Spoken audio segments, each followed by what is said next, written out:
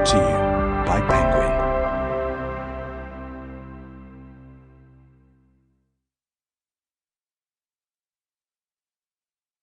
Cockroaches, written by Nesbo, read by Sean Barrett.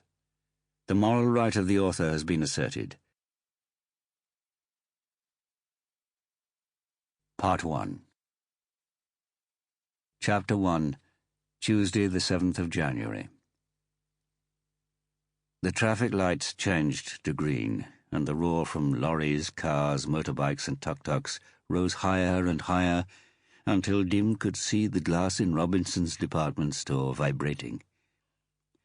Then the queues started moving, and the shop window displaying the long red silk dress was lost behind them in the darkness. She took a taxi. Not a packed bus or a tuk-tuk riddled with rust, but a taxi with air conditioning and a driver who kept his mouth shut. She leaned back against the headrest and tried to enjoy the ride. No problem. A moped shot past, and a girl on the pillion, clinging to a red T-shirt with a visor helmet, gave them a vacant look. Hold on tight, Dim thought. On Ramaforth Road, the driver pulled in behind a lorry, spewing exhaust fumes so thick and black she couldn't see the number plate. After passing through the air conditioning system, the exhaust was chilled and almost odorless. Almost. She wafted her hand discreetly to show her reaction, and the driver glanced in his mirror and moved into the outside lane. No problem. This was how her life had always been. On the farm where she had grown up, she had been one of 6 girls. 6 too many, according to her father. She had been 7 years old when they stood coughing in the yellow dust and waving as the cart carrying her eldest sister trundled down the country road alongside the brown canal water. Her sister had been given clean clothes, a train ticket to Bangkok, and an address in Patpong written on the back of a business card. And she had cried like a waterfall, even though Dim had waved so hard it felt as if her hand would fall off. Her mother had patted her on the head and said it wasn't easy, but it wasn't that bad either. At least her sister wouldn't have to wander from farm to farm as a kwai, as her mother had done before she got married. Besides, Miss Wong had promised she would take good care of her. Her father had nodded, spat beetle juice from between black teeth, and added that the farangs in the bars would pay well for fresh girls.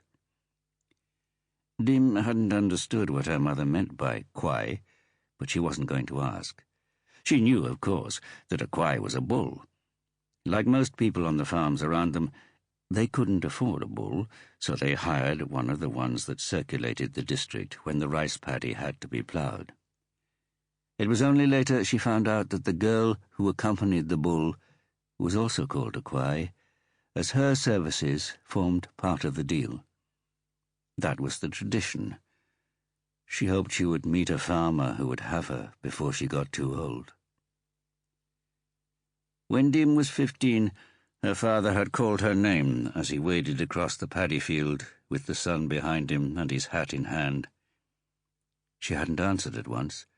She had straightened up and looked hard at the green ridges around the small farm, closed her eyes, and listened to the sound of the trumpeter bird in the leaves and inhaled the smell of eucalyptus and rubber trees.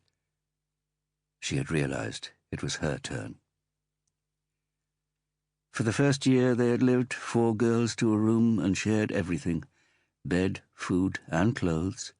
The last of these was especially important, for without nice clothes you wouldn't get the best customers. She had taught herself to dance, taught herself to smile, taught herself to see which men only wanted to buy drinks and which wanted to buy sex. Her father had already agreed with Miss Wong that the money was to be sent home, so she didn't see much of it during the first few years, but Miss Wong was content, and as time went by, she kept more back for Dim. Miss Wong had reason to be content. Dim worked hard, and the customers bought drinks. Miss Wong should be pleased she was still there, because a couple of times it had been a close-run thing. A Japanese man had wanted to marry Dim. Sample complete. Ready to continue?